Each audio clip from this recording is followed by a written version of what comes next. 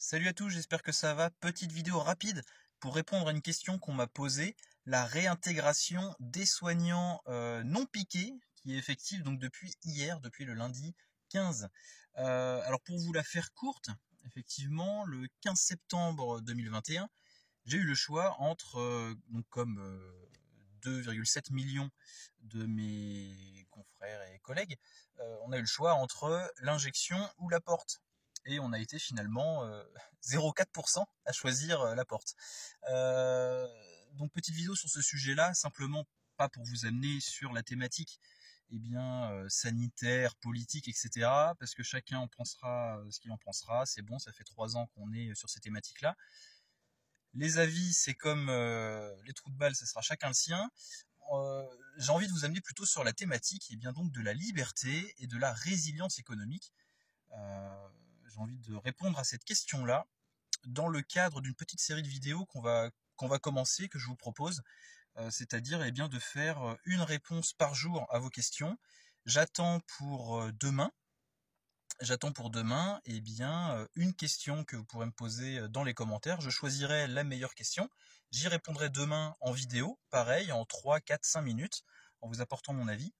Et on essaiera de faire comme ça une petite vidéo par jour. Ça me permettra d'être un peu plus présent, répondre à vos questions plus facilement, quotidiennement, entre deux grosses vidéos, comme j'ai l'habitude de faire, des vidéos de 10 minutes, 20 minutes, une demi-heure sur des sujets plus lourds. Là, l'idée, c'est de faire un petit format court.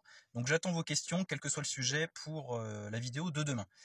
Alors, concernant donc cette possibilité de pouvoir s'asseoir sur un salaire pour et du coup assumer ses choix et assumer ses décisions, c'est quelque chose qui a été possible pour moi, comme je l'avais déjà expliqué du coup en 2021, en automne 2021 à l'époque.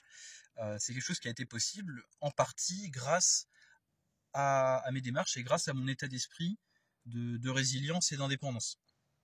Donc comme je vous disais, je n'allais pas forcément parler de politique, mais j'ai envie de vous amener aujourd'hui sur ce sujet-là de résilience économique, quelque chose qui à mon avis va être extrêmement important pour la plupart d'entre nous, pour la plupart d'entre vous.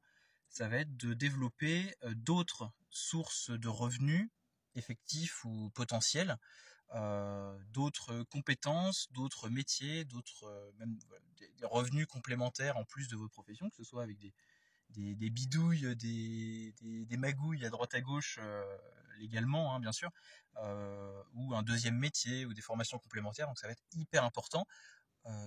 Vu le contexte, rien de bien nouveau hein, là-dessus, mais pour la majorité des gens, en fait, rien ne dit que votre profession, que votre secteur d'activité, que votre poste, pour ceux qui sont salariés, ou votre entreprise pour les entrepreneurs, est finalement pérenne et vous assurera toujours un revenu. Et même s'il y a la petite ceinture de sécurité qu'est le chômage, par exemple, ça ne concerne pas tout le monde. Et s'ils commencent à toucher, par exemple, à la retraite, peut-être qu'à l'avenir, ils vont continuer à toucher à autre chose progressivement. Bref. Donc l'idée, avec cette petite vidéo de moins de 5 minutes, c'est de vous amener la thématique de la résilience économique et donc de l'importance de développer ses compétences et savoir-faire en refaisant par exemple des formations, en apprenant un autre métier pour pouvoir avoir un métier plan B, voire un métier plan C, et également de développer éventuellement une activité en parallèle, un business complémentaire ou quelque chose qu'on peut faire quelques heures par mois en complément. Déjà pour aujourd'hui s'assurer un petit complément de revenus, donc d'avoir plus de moyens, plus de budget pour accélérer sa préparation ou sa quête d'autonomie ou ses projets de résilience, etc. Donc en gros d'avoir plus d'argent à la fin du mois, lutter contre l'inflation également et la paupérisation de la classe moyenne. Et également, toutes ces démarches-là, donc de prévoir un plan B pour améliorer sa résilience économique et d'avoir un plan B, un plan C, si vous perdez aujourd'hui votre source de revenus principale. Même si vous êtes retraité, c'est possible qu'on ait une petite retraite et c'est intéressant d'avoir des revenus complémentaires. Tout le monde ne peut pas forcément prévoir à long terme avec de l'investissement dans de l'immobilier, faire du locatif ou autre pour s'assurer un revenu passif, entre guillemets passif, parce qu'il y a toujours des charges, des choses à faire, etc. Mais ce qui est tout à fait possible, c'est aussi bien de se former, avoir un deuxième métier, un troisième métier, pour pouvoir facilement d'un mois sur l'autre faire la bascule, changer de profession. Donc chacun verra ce qui est possible pour soi en termes de formation, en termes de métier. C'est possible de revenir à ses premiers amours. C'est possible aussi, si on a un seul métier, un seul savoir-faire, et bien de redémarrer de zéro, refaire une formation, apprendre une autre compétence. Alors me concernant et nous concernant, donc comme vous l'aurez compris, donc je ne suis plus soignant depuis le 15 septembre 2021. Là, avec le retour possible en établissement, ça me recomplète un petit peu mes sources de revenus potentielles, puisque je vais de nouveau pouvoir aller faire, par exemple, des missions d'intérim, des missions de remplacement, des vacations en établissement occasionnellement. Voilà. Entre-temps, j'ai démarré donc une autre activité. Maintenant, je suis à mon compte, je suis auto-entrepreneur. Et me concernant encore une fois, donc comme vous le savez peut-être, je vous aide, j'aide des particuliers à se préparer en apportant mon conseil en tant que consultant. Et c'est aujourd'hui mon activité secondaire en plus d'autres activités en ligne. Voilà. En plus de mon métier d'infirmier, donc que je ne pouvais plus exercer depuis plus d'1 an et demi, j'ai également 2 autres diplômes, donc 2 autres métiers que je pourrais théoriquement aller exercer en tant que salarié, par exemple, pour un CDD, un intérim ou quelque chose comme ça. Voilà. Donc ça me fait déjà à mon niveau 4 sources de revenus différents, et ce sans compter les revenus d'un créateur de contenu. Comme vous le savez, avec YouTube, on a évidemment quelques euros de revenus publicitaires. On est à moins de 1 euro les 1000 vues, donc c'est pas non plus mirobolant, mais ça fait toujours un complément qui est bien sûr imposé sur les impôts sur le revenu, etc. Après le prélèvement à la source américain. Voilà. Donc, comme vous voyez dans mon exemple, ça fait différentes petites sources de revenus, différents métiers, différentes sources de revenus qui s'additionnent, qui se complètent, et les unes pouvant pallier au manquement des autres. Pour ma femme, c'est quasiment pareil. Elle a également, elle aussi, plusieurs métiers.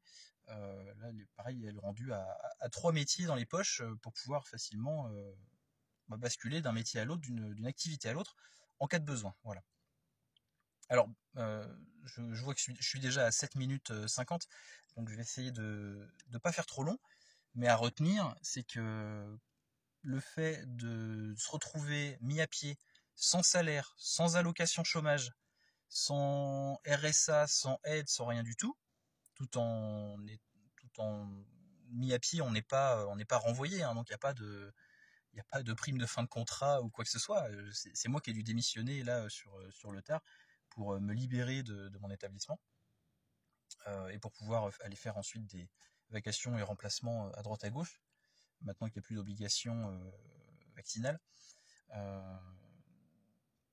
Je ne sais plus où je voulais en venir avec ça, mais en gros, oui, c'est le fait d'avoir prévu une certaine résilience économique qui a fait que j'ai pu retomber sur mes pattes sans trop de difficultés depuis 1 an et demi. Même si je roule pas sur l'or et même si je gagne moins d'argent qu'avant quand j'étais à temps plein dans mon établissement de santé, j'ai quand même pu m'en sortir quand même et ne pas et ce du coup sans demander sans avoir besoin de chômage, de RSA ou quoi que ce soit, et sans manquer de rien. Même si on a gagné un petit peu moins, finalement le fait qu'on soit assez préparé, assez résilient, même sur le plan énergétique, comme vous le savez, pas de facture d'électricité, pas de facture d'eau, le stock alimentaire en cas de coup dur financier qui permet de se nourrir plusieurs mois sans avoir à faire les courses. Vous voyez que toute la démarche survivaliste, ça sert aussi en cas de difficulté économique.